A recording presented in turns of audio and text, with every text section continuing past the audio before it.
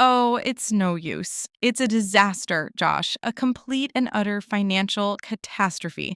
I opened my banking app this morning and, well, let's just say it looked like a crime scene. The chalk outline was drawn around my savings account. It's gone. Vanished. Poof. A crime scene indeed, Chelsea, but this was no common theft. There were no broken windows, no signs of forced entry. No, this was an inside job, executed by a far more insidious and invisible culprit. What are you talking about? An inside job? How could you possibly know anything? You just walked in. Because the evidence is, as always, in plain sight for those who know how to look. Observe the subtle yet unmistakable sheen of hand stitched Italian leather, the pristine, unscuffed soles that have clearly never met a puddle, the faint and intoxicating aroma of a luxury boutique, not a department store. You're wearing new shoes, Chelsea. Okay, yes, they're new, but I got them on sale. A fatal error. That single purchase, that one bargain, was the first domino. It triggered a chain reaction, a cascade of consumption so predictable, yet so devastating. Elementary, my dear Chelsea. The shoes demanded a new handbag, did they not? That's astonishing. Yes, my old one looked so drab next to them. But how does that explain the new tailored coat and the limited edition silk scarf and oh god, the matching leather gloves? Precisely. You see, you weren't robbed by a person, you were ensnared by a principle. The game is afoot, and our suspect is not a man of the century, but a ghost from the past, a French philosopher from the 1700s, to be exact. A philosopher? Are you seriously telling me I was mugged by an 18th century ghost who likes to read books? Josh, I think you've been watching too many old movies. Far from it. This is no fiction. This is psychology at its most potent. The culprit's name is Denis Diderot, and his case is a chilling parallel to your own. Denis Diderot. The name doesn't ring a bell. Should I be looking for him on a most wanted list? Only in the annals of intellectual history. He was a brilliant writer, a co founder of the great encyclopedia, but more importantly for our case, he was the first documented victim of the very affliction that has befallen you. The story is a classic cautionary tale. Okay, fine. Tell me the story. Maybe it'll make me feel better about eating instant noodles for the next month. Picture it. Diderot is living a comfortable, modest life, perfectly happy with his old, worn out dressing gown. It was familiar, serviceable. Then, a friend gifted him a magnificent new one, a scarlet robe, elegant, luxurious, and beautiful. That sounds like a nice gift. I wouldn't complain. Ah, but it was a Trojan horse, my dear Chelsea. At first, he loved it. He paraded around his study feeling regal, but soon he began to look at his surroundings through new eyes. His old desk, his worn straw chair, his faded tapestry, they all seemed shabby and discordant next to the splendor of the new robe. There was, as he wrote, no more coordination, no more unity, no more beauty. Uh-oh, I think I see where this is going. It's a feeling I know all too well. Indeed, the robe demanded a better world, so he replaced his chair with a fine leather chair. The desk was next, swapped for an expensive writing table. Then he bought new sculptures, a better mirror, a new clock. By the time he was done, he had replaced nearly everything he owned, falling deep into debt. He was, and I quote, the absolute master of his old dressing gown, but he had become the slave of the new one. Wow, that is shockingly familiar. That's exactly what happened to me. The shoes were my scarlet robe. It's a real thing. It has a name, the Diderot Effect. Correct. It's a fascinating quirk of human psychology. We have a deep seated desire for our possessions to exist in a state of unity.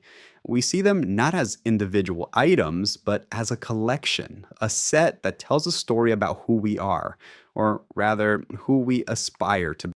Right, a set. My things are a reflection of me. Precisely. And when you introduce a new object that is significantly superior in quality or aesthetic, it becomes an alien object. It breaks the harmony of the set.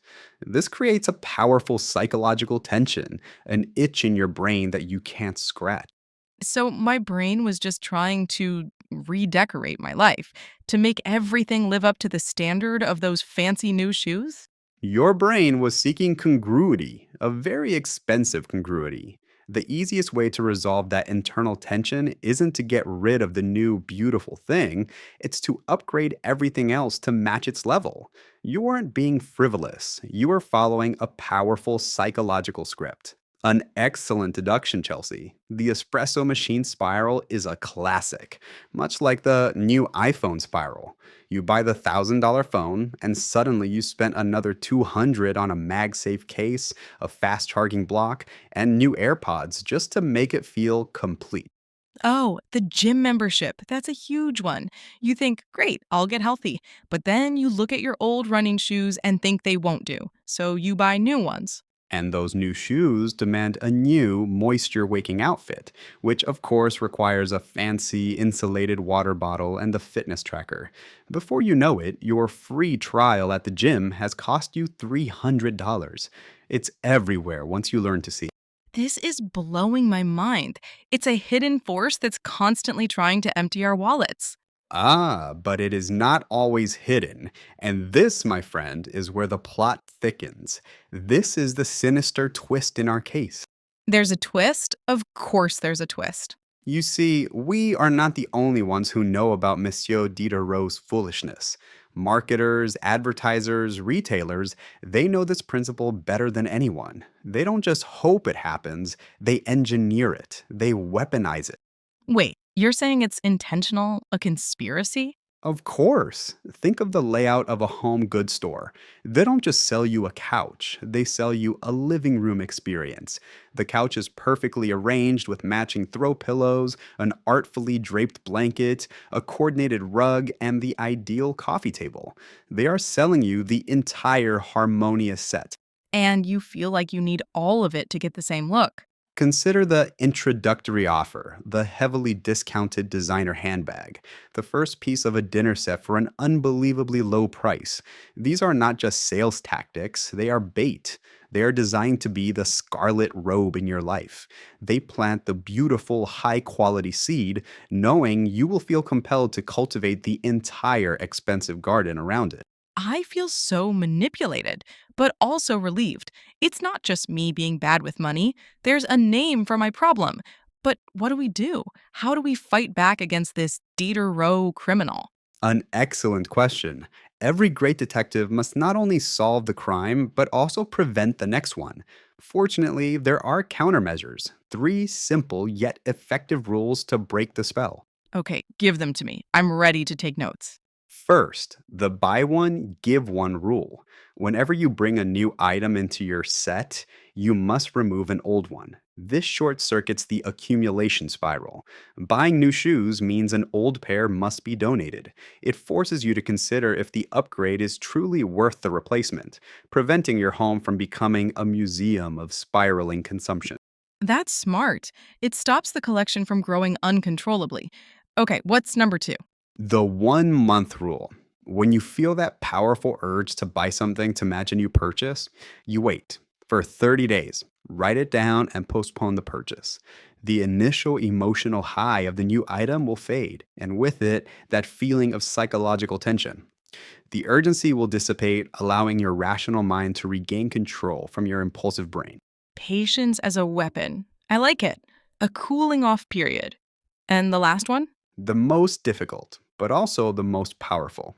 You must learn to live with the mismatch. Embrace the discord. Let your magnificent new scarlet robe coexist with your shabby old chair. It is an act of mindful rebellion. That's hard. The itch is real. It is, but it is also a declaration of freedom. It is telling your brain and the marketers that you are in control. You can appreciate the one beautiful thing without needing it to infect everything else.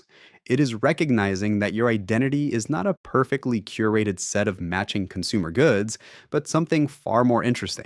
Wow.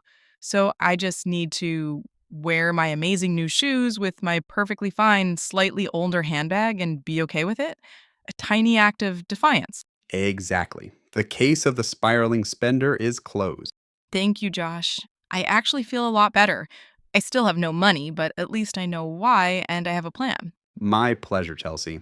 Now, to help you on your path to recovery, allow me to buy you a coffee, and with it, a new mug. The cheapest, most garishly ugly one I can possibly find. It will stand on your kitchen counter in glorious defiance of your coordinated dishware. You know what? I'd love that. It'll be my little ugly shield against the Diderot effect. Excellent. Come, Chelsea, the coffee shop is afoot.